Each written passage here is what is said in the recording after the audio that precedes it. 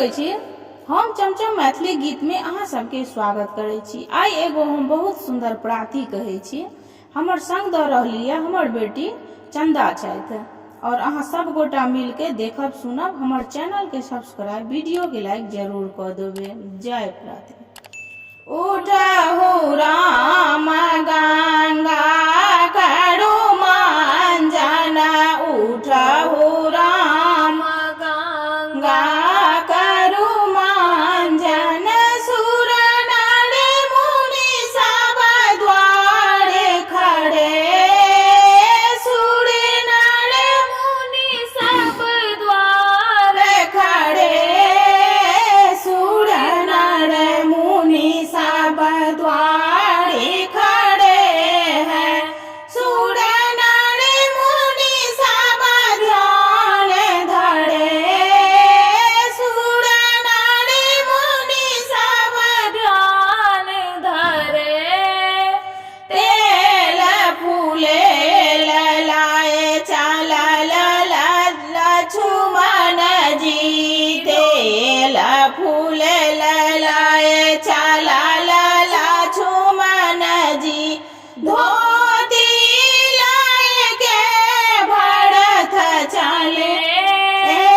धोती लाए के भरत चले, मणि लेके चलल पवन सुत, दत्त मन लेके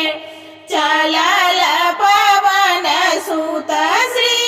रघुवीर जी मंजन करे, श्री रघुवीर जी मंजन करे, उठहु राम गंगा करू मंजन, उठहु राम गंगा करू मंजन, सुर नर मुनि सब द्वारे खड़े, सुर नर मुनि सब द्वारे खड़े, फूल बेल पत्र अछिंजल चंदन, बेली चमेली के हार गुथे, बेली चमेली के हार गुथे, सिंहासन लाए चलली सिया जानकी, सिंहासन लाए चलली सिया जानकी, परमेश्वर के पूजा करे, परमेश्वर के पूजा करे, उठहु राम गंगा करू मंजन, सुर नर मुनि सब द्वारे खड़े, घृत माखन मेवा ओ मिसरी, घृत माखन मेवा ओ मिसरी, राम लखन के भोग लगे, राम लखन के भोग लगे,